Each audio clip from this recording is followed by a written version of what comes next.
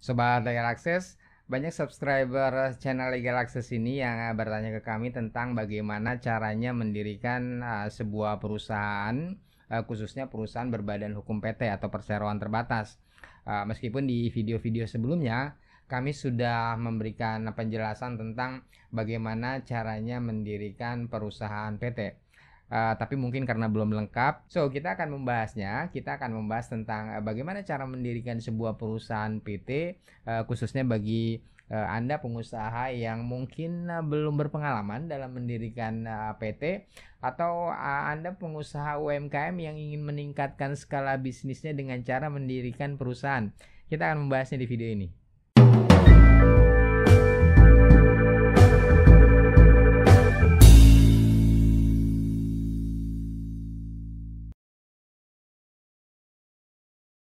Ketika mendirikan sebuah badan hukum PT, perseroan terbatas, secara hukum ada dua hal penting yang menjadi patokan. Yang pertama, sebuah badan hukum PT itu harus didirikan berdasarkan akta pendirian yang dibuat oleh notaris. Dan yang kedua, akta pendirian itu harus disahkan oleh Kementerian Hukum dan HAM. Jadi dengan dibuatnya akta pendirian PT berdasarkan akta notaris dan kemudian disahkan oleh Kementerian Hukum dan HAM, maka pada saat pengesahan itu perusahaan PT Anda telah sah berdiri sebagai sebuah badan hukum. Dan sebagai badan hukum, karenanya perusahaan yang baru Anda dirikan ini bisa mengikat pihak ketiga di luar para pendiri. Jadi meskipun Anda misalnya punya kantor yang mentereng, gudang yang luas, kemudian Anda juga memajang nama dagang Anda di depan kantor Anda, tapi kalau Anda tidak punya akta pendirian PT dan tidak disahkan di Kementerian Hukum dan HAM, maka bisa dibilang Anda belum mendirikan perusahaan PT. Nah, jadi startnya itu tadi ya. Anda harus membuat akta pendirian PT dan akta itu disahkan di Kementerian Hukum dan HAM. Nah, ketika Anda mendatangi kantor notaris untuk membuat akte pendirian PT tadi, maka jangan lupa untuk membawa identitas diri, fotokopi KTP, dan NPWP. Cuma dua ini yang biasanya dimintakan sebagai syarat oleh notaris ketika Anda mendirikan sebuah badan hukum PT. Jangan lupa juga bawa aslinya KTP dan NPWP tadi untuk disesuaikan oleh notaris. Oh ya, Anda juga tidak bisa datang sendiri ya ke kantor notaris. Jadi Anda harus datang bersama para pendiri yang lain.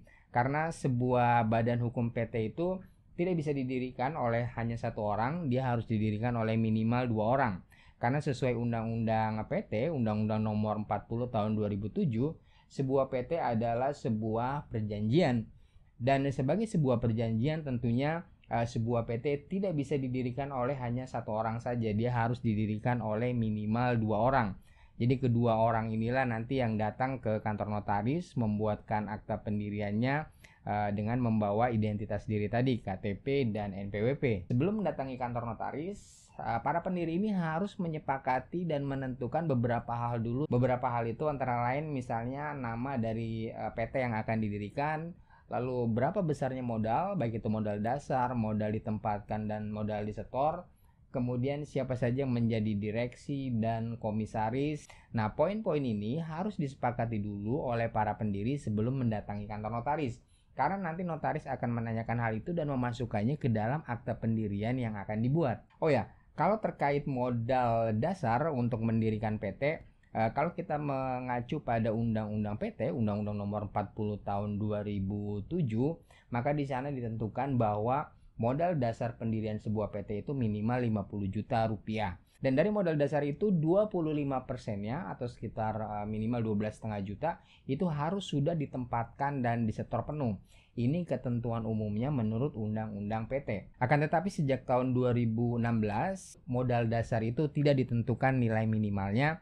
Jadi itu ditentukan berdasarkan kesepakatan bersama di antara para pendiri perusahaan. Jadi kalau misalnya ada 3 orang yang ingin mendirikan perusahaan PT skala UMKM, masing-masing menyetorkan uang sebagai modal, katakanlah 1 juta rupiah, jadi totalnya ada 3 juta, ini masih bisa dilakukan. So bagi Anda pengusaha UMKM yang ingin mendirikan PT skala UMKM, kondisinya sekarang sejak tahun 2016 kemarin sudah dipermudah karena tidak ada lagi batasan minimal untuk modal dasar seperti di dalam Undang-Undang PT sebesar 50 juta rupiah. Cukup Anda membuat kesepakatan di antara para pendiri, berapapun modal atau uang yang Anda miliki, Anda masih tetap bisa membuat perusahaan PT. Dan setelah Anda mendatangi kantor notaris, kemudian dibuatkan akta pendiriannya, entah itu PT dengan skala UMKM atau skalanya non UMKM. Setelah itu nanti notaris akan mendaftarkan akta tersebut di Kementerian Hukum dan HAM. Kemudian aktanya nanti akan mendapatkan pengesahan. Dan sejak tanggal dikeluarkannya surat pengesahan itu atau SK Kementerian Hukum dan HAM, maka sejak saat itulah PT baru Anda lahir dan mulai eksis. Setelah PT Anda lahir, eksis, kemudian berikutnya tentu Anda harus mengurus perizinan-perizinan perusahaan supaya perusahaan atau PT baru Anda bisa melakukan kegiatan operasionalnya sesuai dengan ruang lingkup kegiatan usaha perusahaan Anda. Dan untuk mengurus perizinan-perizinan ini Anda bisa mengurusnya sendiri atau Anda juga bisa meminta orang lain atau pihak lain, katakanlah misalnya agen jasa pengurusan perizinan untuk melakukannya dengan memberikan kuasa. Nah, secara umum perizinan perusahaan itu bisa kita kategorikan menjadi dua jenis perizinan ya, ada perizinan umum, ada juga perizinan perusahaan yang sifatnya khusus. Perizinan umum ini artinya perizinan-perizinan tersebut wajib atau harus dimiliki oleh hampir semua jenis perusahaan apapun ruang lingkup kegiatan usahanya. Perizinan umum itu antara lain misalnya NIB atau nomor induk berusaha, lalu ada juga SKDP, surat keterangan domisili perusahaan, ada SIUP dan ada NPWP. Jadi dokumen-dokumen perizinan ini merupakan izin-izin yang secara umum wajib dimiliki oleh hampir semua perusahaan apapun jenis dan ruang lingkupnya. Sementara untuk perizinan-perizinan yang sifatnya khusus, ini tentu tergantung dari ruang lingkup kegiatan usahanya. Misalnya kalau perusahaan, katakanlah perusahaan jasa pelaksana konstruksi, perusahaan ini harus memiliki SIUJK atau surat izin usaha jasa konstruksi. Atau kalau misalnya dia perusahaan pertambangan harus memiliki IUP, izin usaha pertambangan. Atau katakanlah UMKM Anda bergerak di bidang jasa catering, maka Anda harus memiliki izin-izin yang relevan dengan ruang lingkup kegiatan usaha penyediaan jasa catering. Jadi perizinan-perizinan khusus ini tergantung dari ruang lingkup kegiatan usahanya. Nah, Anda bisa mengurus perizinan-perizinan itu sendiri atau menyerahkan pengurusannya kepada pihak lain.